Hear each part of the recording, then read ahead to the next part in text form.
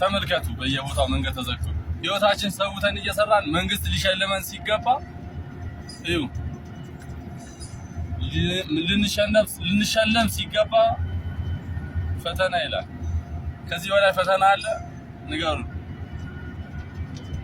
በፌደራል መንገድ ላይ ስርዓት አልበኞች በድንጋይ መንገድ ዘግተው ተመልከቱ።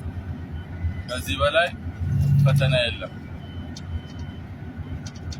ከዚህ በላይ ፈተና የለም። እንግዲህ ዞር ዞር እያልን ነው የምናልፈው። እኛ ሾፌሮች ለዚህ ሀገር የእንጀራ ልጅ ነን። ምንድነው ነገሩ? ተመልከቱ።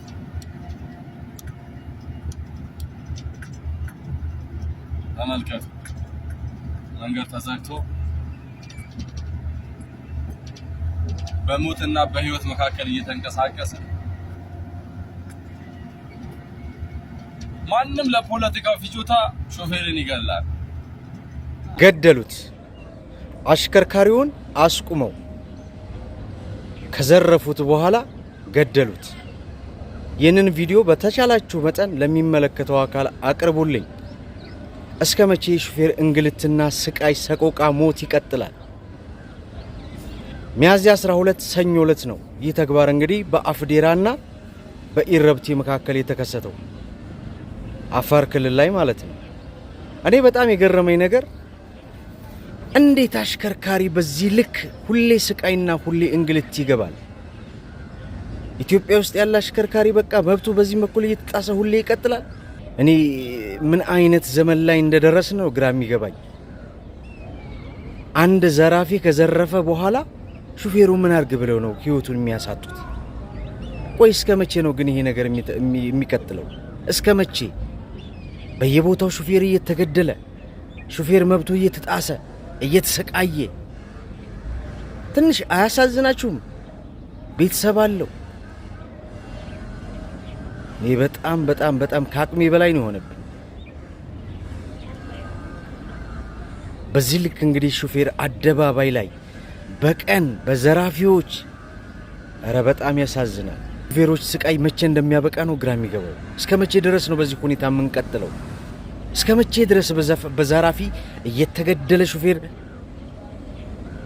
ይህንን የሚያስቆም የህግ አካል ይቁም፣ ይጥፋ? ግራ የሚገባ ነገር እኮ ነው። በዚህ ጉዳይ ላይ የአፋር ክልል ፖሊስ እስካሁን የሰጠው መግለጫ የለም። ከአፋር ክልል ፖሊስ በኩል መግለጫውን እንጠብቃለን። ትንሽ አያሳዝናችሁም? ሹፌር እንደናንተ እኮ ቤተሰብ አለው፣ ልጅ አለው፣ ሚስት አለው፣ እናት አለው፣ አባት አለው። በየበረሃው እየሄደ የሚደፋው ለምንድን ነው ግን? ሁሌ ሁሌ ሁሌ እስከ መቼ ነው ስቃይ የሚያበቃው? እስኪ እንዴ ይህንንስ ጉዳይ ሀይ የሚል የመንግስት አካል ይጥፋ። ቆይ ሹፌር፣ ሁሉም ሹፌር አድማ ከቆመ የትኛው ሹፌር ነው ለእናንተ ምግብ የሚያመጣው? እኔ ብቻ በጣም ውስጤ ነው የተሰማኝ። ለማንኛውም ለቤተሰቦቹ መጽናናትን እመኛለሁ። ሹፌርን ያገትከው ቀን፣ ሹፌርን የገደልከው ቀን፣ የሹፌርን ላብ የበላኸው ቀን የለህም። አንተ ከምድር ተሰናብተሃል።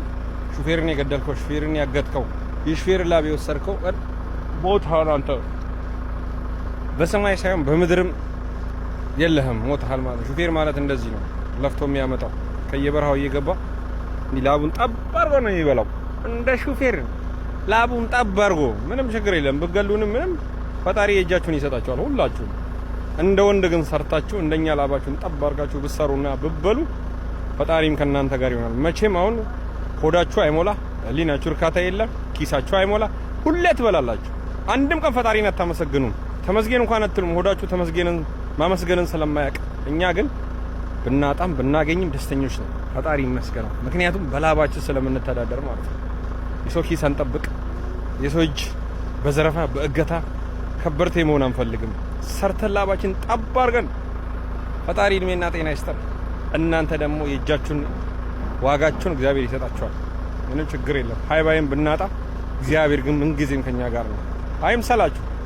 ዛሬ ሹፌርን ገለ ጀግና መምሰል ጀግና የሆንክ ይመስል ይሆናል። ጀግና አይደለም፣ ፈሪ ነህ፣ ህሊና ቢስ ነህ። ልብ በሉ ብቻ። ሹፌር ለሹፌር ድምጽ ሆኖ ወገኖች፣ ሹፌር ምን ጊዜም ለፍቶ ሰርቶ ነው የሚኖረው። ክብር ለሹፌሮች።